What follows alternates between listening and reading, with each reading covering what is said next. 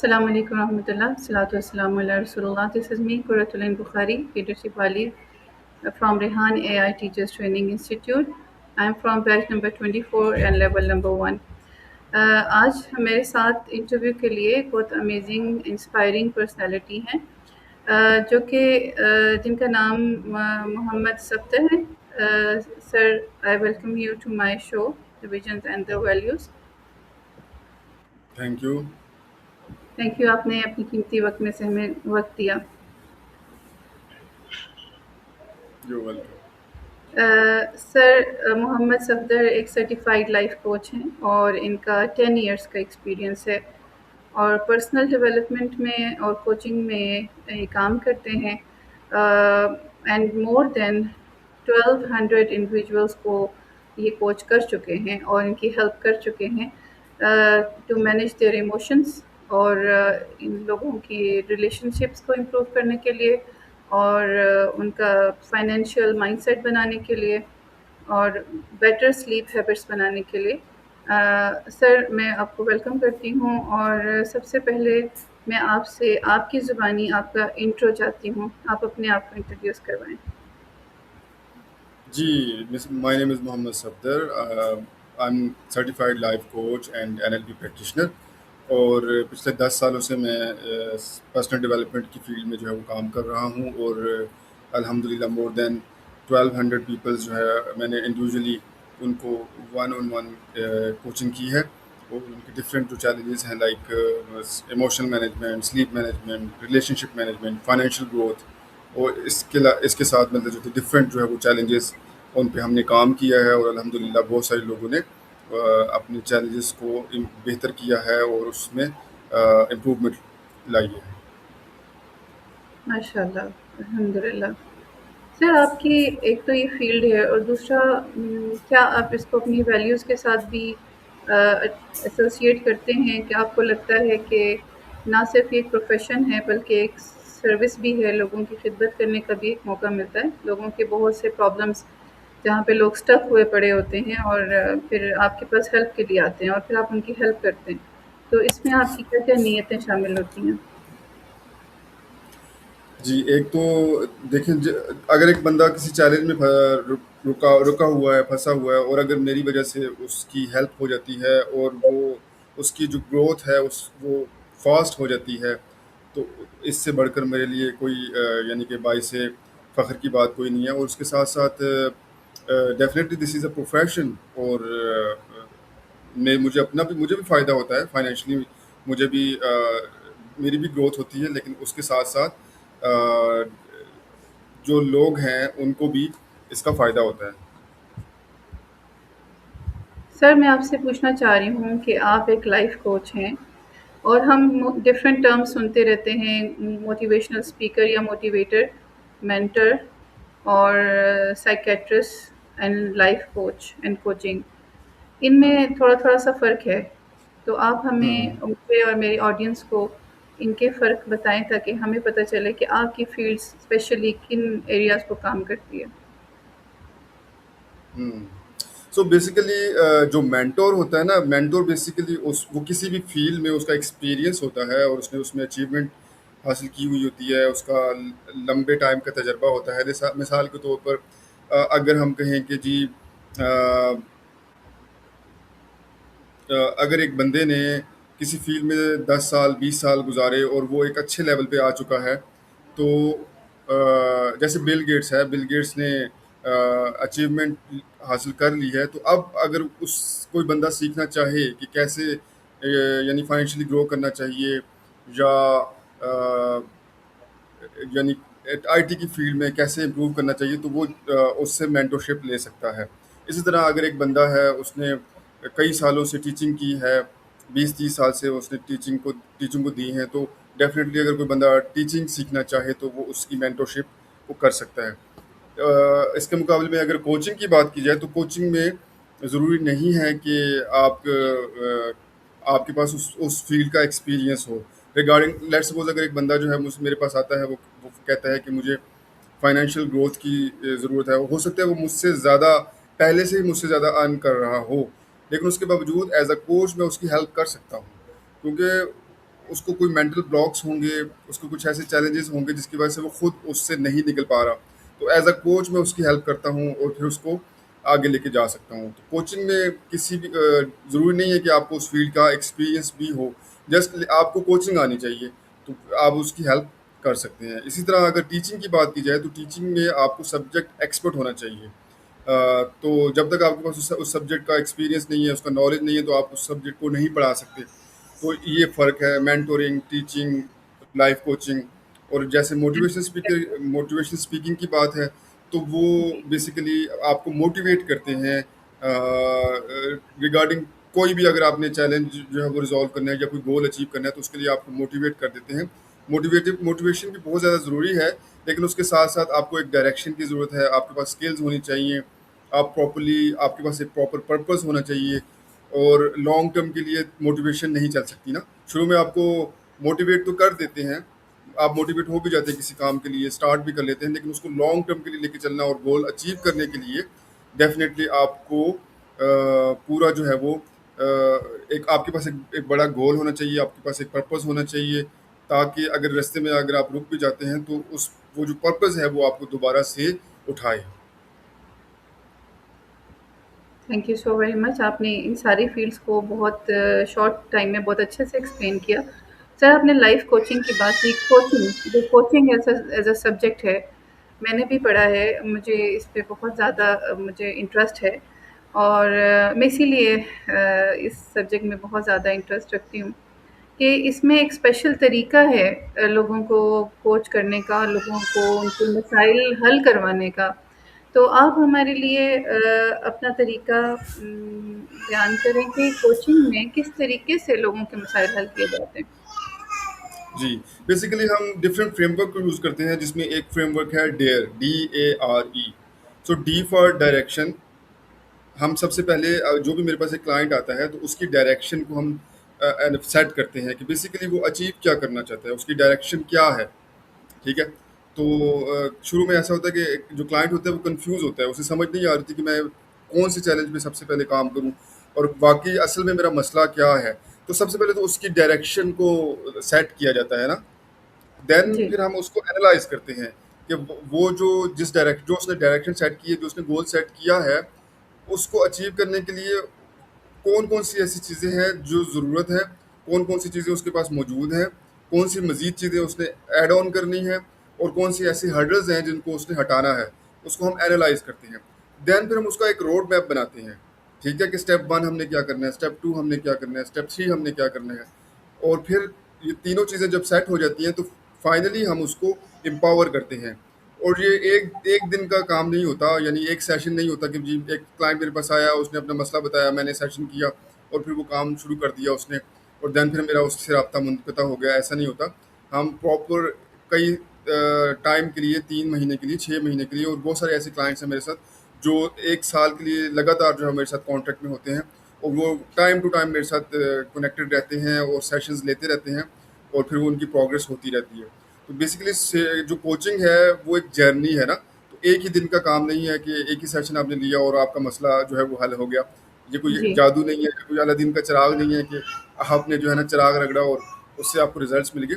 ये proper process है और आपने शॉर्ट जो छोटे-छोटे स्टेप्स लेने होते हैं, फिर अपने गोल्स को अचीव करना होता है।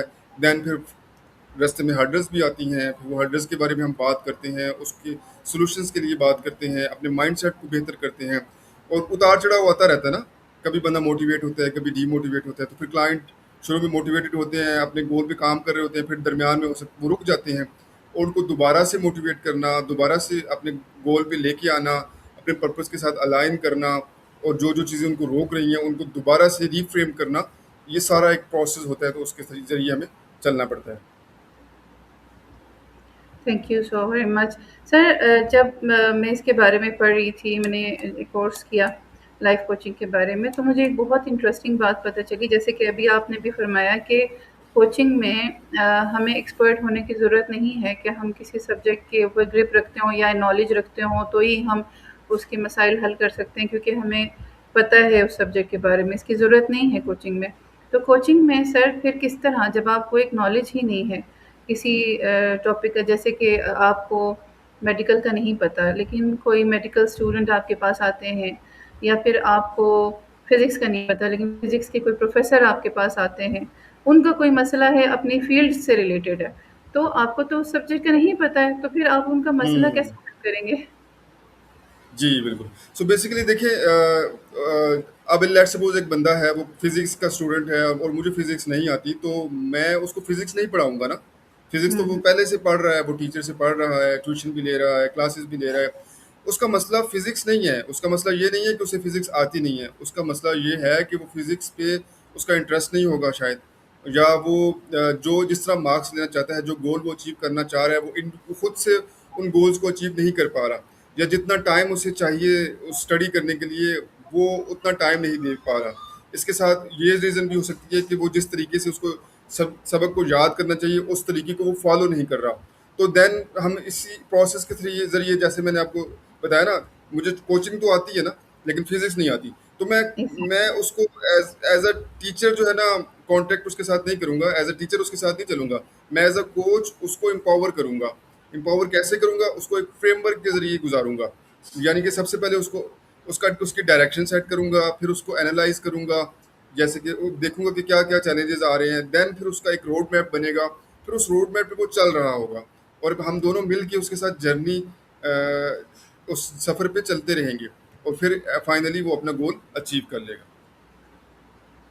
एग्ज़ैक्टली, एग्ज़ैक्टली ऐसा है। Thank you so much. Sir, आपने बताया कि फॉर एग्ज़ाम्पल मैं आपके पास आई और मैं परेशान हूँ, और आपने कैसे पता करना है कि मेरी परेशानी क्या है? क्या आपके कुछ क्वेश्चन्स होंगे, आप मुझसे कुछ पूछेंगे, हुँ, आपको कैसे आइडिया होगा कि मेरी परेशानी क्या है? तो यस। आप कौन-से पहले 3 सवाल मुझसे करेंगे?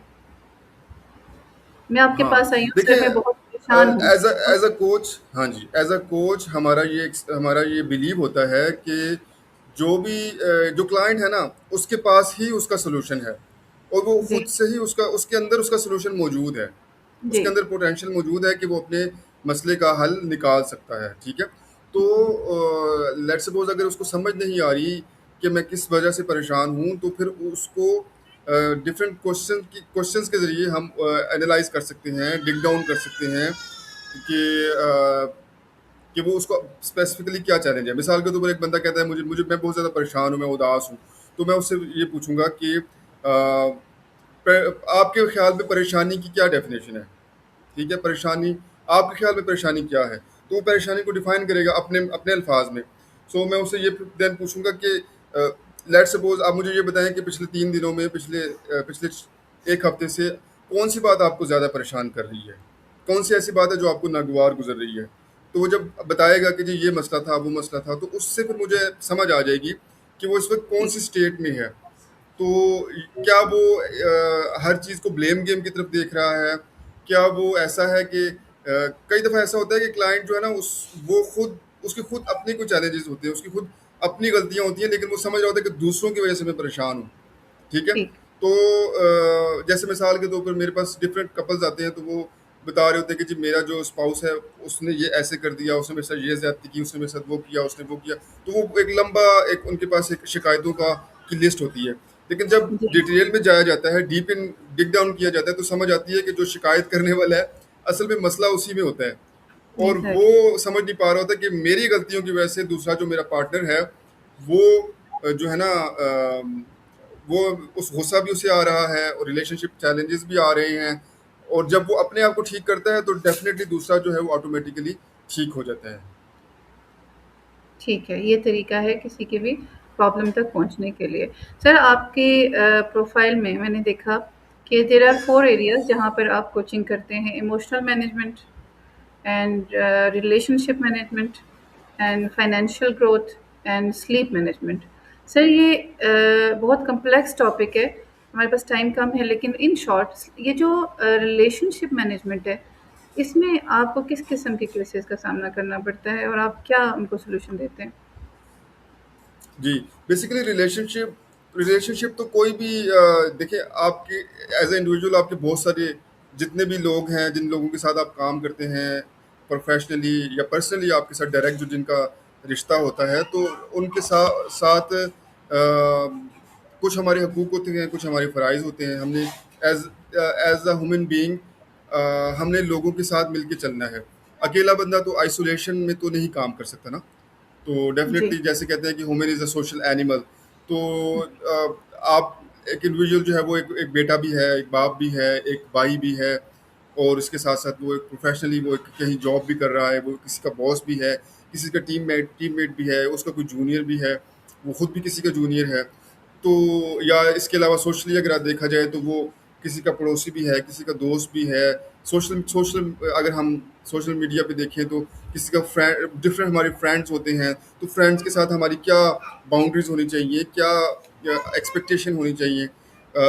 कई ऐसी फीमेल्स होती हैं जो कहती हैं कि जी हमें बहुत सारी फ्रेंड रिक्वेस्ट आती हैं मेल्स की तरफ से, और वो जब हम उनको फ्रेंड रिक्वेस्ट एक्सेप्ट करते हैं तो वो समझते हैं पता नहीं कि इन्होंने ये यानी कि एक तरह की वो कुछ और ही फ्रेंडशिप का किसी किसी और तरीके से, किसी और एंगल से लेते हैं। हालाँकि फ्रेंडशिप एक्सेप्ट करने का मतलब ये है कि किसी फीमेल ने आप पे ट्रस्ट किया है, और वो आपको एक अपने नेटवर्क में उसने ऐड कर लिया है। इसका मतलब सिर्फ़ इतना ही है। इसका मतलब ये नहीं है कि उसने आपके साथ कोई रिलेशनशिप बना लिया है, या आप उससे उसके साथ कोई भी बात कर सकते हैं, ऐसा नहीं है। तो बाउंड्रीज़ को सेट करना, फिर उसके साथ-साथ एक्सपेक्टेशन को सेट करना, अपने फ़राइज़ को समझना और अपने हकूक़ के बारे में समझना, ये सारी चीज़ों के बारे में डीपली अंडरस्टैंड करना बहुत ज़्यादा ज़रूरी है। सो जितना ज़्यादा हमें पता होगा ना कि हम हमारी लिमिट्स क्या हैं, हम सबसे पहले हमारी अपनी बाउंड्रीज़ क्या हैं। हमने लोगों को, ये नहीं है कि कोई बंदा अगर हमारा मज़ाक उड़ा रहा है तो वो मज़ाक की कोई हद ही ना हो, ठीक है? या कोई फ़िज़ूल में झूठी-मूठी हमारी तारीफ़ कर रहा है और हमें समझ ही ना आए कि वो तारीफ़ भी कर रहा है, ये हमारा उल्टा मज़ाक ही उड़ा रहा है तारीफ़ करते-करते। तो जब तक हमारी बाउंड्री सेट नहीं होगी तो हमें कैसे पता चलेगा, या हम किसी को कैसे स्टॉप करेंगे, ठीक है? जी सर। तो रिलेशनशिप को मैनेज करना बहुत ज़्यादा इम्पोर्टेंट है हर लिहाज से। चाहे वो हस्बैंड वाइफ का रिलेशनशिप हो, चाहे बहन भाई का रिलेशनशिप हो, चाहे माँ बेटे का रिलेशनशिप हो, या जी। सोशली रिलेशनशिप हो। तो हमारे बहुत सारे रिश्ते हैं ना, रिलेशंस हैं। तो उन सब को मैनेज करना, तो डेफिनेटली उसमें बहुत सारे चैलेंजेस भी होते हैं, तो फिर उस पे हम काम करते हैं। Thank you so much sir. अब मुझे एक क्वेश्चन आपसे करना है। इस टॉपिक से हट के, कोचिंग से हट के एक हुँ, जनरल हुँ। टॉपिक, जनरल हुँ, बात है जिसके ऊपर मैं बहुत परेशान होती हूँ कि हमारी अगली जनरेशन किस माहौल में पल रही है, बढ़ रही है और वो उनके लिए कितने ज़्यादा चैलेंजेस हैं।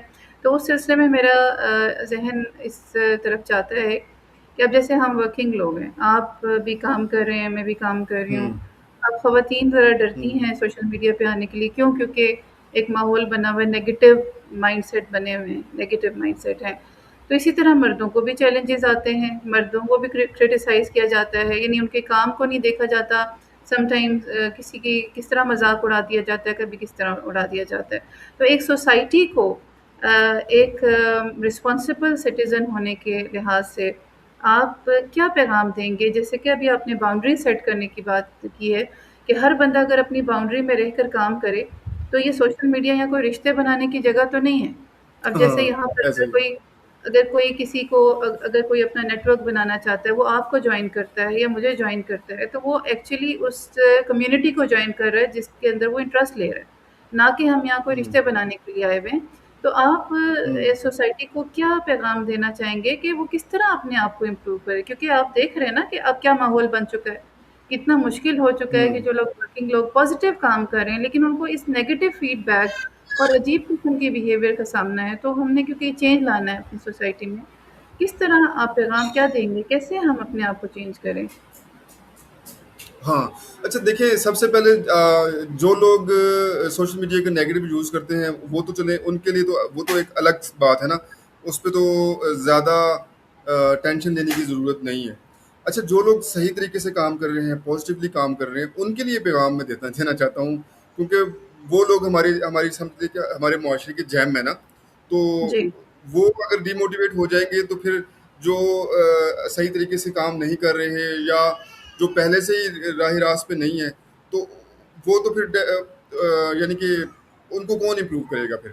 तो जो लोग अच्छे तरीके से काम कर रहे हैं, प्रोफ़ेशनली काम कर रहे हैं, और उसके बावजूद उनको चैलेंजेस आ रहे हैं, कोई अगर यानी कि नेगेटिव कमेंट कर देता है, या आपके साथ आपको नेगेटिव मैसेज कर देता है, किसी भी लिहाज से आपकी बाउंड्रीज़ को वो जो है वो पार करने की कोशिश करता है, तो उसका सिंपल सा तरीका ये है कि आप उसको उस बंदे को अपने नेटवर्क से निकाल दें। जी। उसका कोई हल नहीं है, ठीक है? अगर आप देख आपके पास क्वालिटी लोग होने चाहिए। बेशक आपने मतलब लोगों की फ़ौज इकट्ठी नहीं करनी। आजकल मुकाबला है ना, हर बंदा कहता है कि जी मेरे इतने ज़्यादा फॉलोअर्स हैं, मेरे इतने फॉलोअर्स हैं। तो फॉलोअर्स इकट्ठे करने की कोई ज़रूरत नहीं है। आपके पास अगर 100 लोग भी हैं और 100 लोग कमिटेड हैं, वो रिस्पेक्ट करते हैं आपकी और जेन्युइनली आपको फॉलो करते हैं और आपकी हर बात पे लब्बैक कहते हैं, और अगर फ़र्ज़ करें किसी बात पे उनको इख्तिलाफ़ भी है, तो वो बड़े अच्छे तरीके से आपके साथ डिस्कस करते हैं उस बारे में। उनको पता है कि आपकी क्या बाउंड्रीज़ हैं, उनको पता है कि आप आपके साथ बात कैसे करनी है और प्रोफ़ेशनली कैसे आगे लेके चलना है। तो वो 100 लोग जो है ना, 1 लाख लोगों पे भारी हैं, ठीक है? जी। तो आपने देखा होगा कितने ऐसे लोग हैं जिनकी बहुत सारे फॉलोअर्स हैं, लेकिन उन फॉलोअर्स का कोई फ़ायदा नहीं है।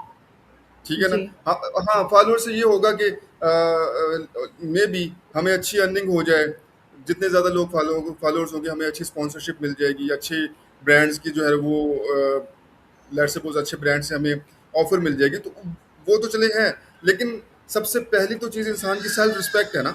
तो अगर एक जी। बंदे की सेल्फ रिस्पेक्ट ही ना हो, तो वो फजूल किस्म के लोगों को फॉलोअर बना के या उल्टी सीधी हरकतें करके वायरल हो जाने से तो कोई फ़ायदा नहीं है। जी। सबसे पहले तो रिस्पेक्ट है ना इंसान की। तो जी। इसलिए मेरा जो पैगाम है उन लोगों के लिए जो लोग पॉजिटिवली काम कर रहे हैं, उनके लिए ये मेरा पैगाम है कि वो बिल्कुल डिमोटिवेट ना हो। वो बिल्कुल ये ना सोचे कि अपने आप को किसी के साथ कंपेयर ना करें कि एक बंदा है उसके मिलियंस ऑफ फॉलोअर्स हैं, मेरे हंड्रेड नंबर ऑफ फॉलोअर्स हैं। आपके जो 100 फॉलोअर्स हैं, वो ही आपका एसेट है और उन्हीं को आहिस्ता-आहिस्ता बढ़ाएँ। तो इंशाल्लाह सोसाइटी में अच्छे लोग भी होते हैं, बुरे लोग भी होते हैं। आपका फ़ोकस अच्छे लोगों का होना की तरफ होना चाहिए और जो अच्छे लोग हैं उनको अपनी नेटवर्क में ऐड करते जाएँ, और जो लोग आपको डिस्करेज करते हैं, जो लोग आपकी रिस्पेक्ट नहीं करते, जो आपकी बाउंड्रीज़ की रिस्पेक्ट नहीं करते, उनको सिंपल सा तरीका है, उनको वार्निंग भी ना दें, उनको बस ब्लॉक कर दें। जी, बिल्कुल ठीक है। और एक जो माहौल हमने बनाने की कोशिश करनी है कि हम बाकी सोसाइटी में जहाँ-जहाँ नेगेटिविटी है, अब कुछ चीज़ें ऐसी हैं जो हमारे कंट्रोल में नहीं है, अब हम उनका क्या कर सकते हैं? हम ज़्यादा मैसेज ही दे सकते हैं या अपना अखलाक शो कर सकते हैं, अपना कैरेक्टर शो कर सकते हैं। तो इसके अलावा मुझे तो कोई वे आउट नज़र नहीं आ रहा, क्योंकि सोशल मीडिया अब इतना सबके हाथों में है कि हम किसी को कंट्रोल नहीं कर सकते। कि भई आप जी, नेगेटिविटी फैला रहे हैं और सब कुछ। और सर, मेरा आखिरी एग्ज़ैक्टली। आपसे जो क्वेश्चन होगा वो वैल्यूज़ के ऊपर होगा। सर, हमारी वैल्यूज़ क्योंकि हम अपने एक रिलिजन को फ़ॉलो करते हैं, उस लिहाज से मेरा एक क्वेश्चन है कि हम देखते हैं कि जो क्रिश्चियंस हैं, हज़रत ईसा अलैहिस्सलाम के फ़ॉलोवर्स हैं, उनमें एक नरमी पाई जाती है, क्योंकि वो हज़रत ईसा अलैहिस्सलाम की नरमी का कुरान में भी ज़िक्र है। और मूसा हुँ, अलैहिस्सलाम की जो अखलाक और मूसा अलैहिस्सलाम की जो पर्सनैलिटी है वो थोड़ा-सा हाइपरनेस और उसके अंदर सख्ती है, तो उनके फॉलोवर्स में भी वो चीज़ नज़र आती है। मेरा ये सवाल है कि हम नबी अलैहिस्सलाम के फॉलोवर्स हैं और नबी अलैहिस्सलाम के बड़े-बड़े मोजज़ात में से एक मोजज़ा है अच्छे अखलाक। एक उम्मत होने के लिहाज से वो अच्छे अखलाक हमारे अंदर नज़र क्यों नहीं आते? ख़ास तौर पे फैमिली के अंदर। जी, असल में सबसे पहला क्वेश्चन ये है कि हम में से अक्सर लोगों ने जो अस्वा हुस्ना है, नबी पाक सल्लल्लाहु अलैहि वसल्लम की ज़िंदगी है, उसके बारे में तो स्टडी ही नहीं किया। आप किसी से पूछिए आपने सीरत की कितनी किताबें पढ़ी हैं, तो आपको पता चल जाएगा। बहुत सारे लोगों ने तो पढ़ा ही नहीं है। तो जब हमें पता ही नहीं है उनके अखलाक के बारे में, उनकी उनकी ज़िंदगी के बारे में, उनकी सीरत के बारे में, तो फिर अमल कैसे करेंगे? तो सबसे पहले तो हमारा जो पहला जो स्टेप है वो ये है कि हमें नबी पाक सल्लल्लाहु अलैहि वसल्लम की ज़िंदगी को पढ़ना चाहिए। ठीक है? उनकी पूरी ज़िंदगी को, उनकी सीरत को पढ़ना चाहिए। कोई भी सीरत की किताब ले लें, उसको स्टडी करें, कंप्लीट स्टडी करें। जब हम स्टडी कर लेंगे तो डेफ़िनेटली हमें पता चल जाएगा कि यही एक सीधा रास्ता है और इसी रास्ते को हमने अपनाना है। तो ज़्यादा मसला हम मुझे जहाँ जहाँ तक नज़र आता है कि हमें अभी फ़िलहाल पता ही नहीं है। बहुत सारे लोगों को नबी पाक सल्लल्लाहु अलैहि वसल्लम की जो हाँ, पूरी ज़िंदगी है उसके बारे में नॉलेज ही नहीं है। तो जब नॉलेज नहीं होगा तो फिर उस पे एक्शन कैसे लिया जाएगा? जी। और नबी अलैहिस्सलाम की सीरत जितनी पता है उसको प्रैक्टिकली अगर नहीं करेंगे तो फिर तो कोई रिज़ल्ट नहीं मिलने वाला। तो आपका इसी पैगाम के साथ हमारा ये पॉडकास्ट हम ख़त्म करेंगे। Sir, it was really an honour for me कि आपने हमें आज टाइम दिया और इतना इम्पोर्टेंट टॉपिक था, और इस टॉपिक के अलावा भी आपने पूरी सोसाइटी को इतने अच्छे-अच्छे मैसेजेस दिए, और आखिर में आपने ये सबको मैसेज दिया कि आप सीरत नबी सल्लल्लाहु अलैहि वसल्लम को पढ़ें। जब पढ़ेंगे इल्म हासिल होगा। इक़रा का सबक यहीं से शुरू होता है कि भाई पढ़ो, और इसके लिए कोई उम्र की ज़रूरत तो नहीं है कि आपकी उम्र कितनी है, तो कभी भी हम पढ़ना शुरू हुँ। कर सकते हैं। तो से thank you so much sir, आपने हमें इतना कीमती वक्त दिया। It's an honour for me. Thank you, आपका बहुत-बहुत शुक्रिया कि आपने मुझे मौका दिया बात करने का। तो इंशाल्लाह उम्मीद है कि हम नेक्स्ट टाइम भी कभी जब टाइम मिला, मौका मिला तो इंशाल्लाह दोबारा कनेक्ट होंगे। बहुत शुक्रिया। जी सर, बहुत शुक्रिया। और सब व्यूअर्स के लिए भी बहुत शुक्रिया कि उन्होंने हमारे साथ इस पॉडकास्ट को देखा है, और अगर ये लाइट किसी एक तक भी पहुंचेगी तो हमारे लिए अल्लाह के यहाँ कामयाबी लिखी जाएगी। और इंशाल्लाह with some other topic with some other guest I see you again. Till then अल्लाह ब्लेस यू ऑल। अस्सलाम वालेकुम व रहमतुल्लाहि व बरकातहू। ओके जी, अल्लाह हाफ़िज़।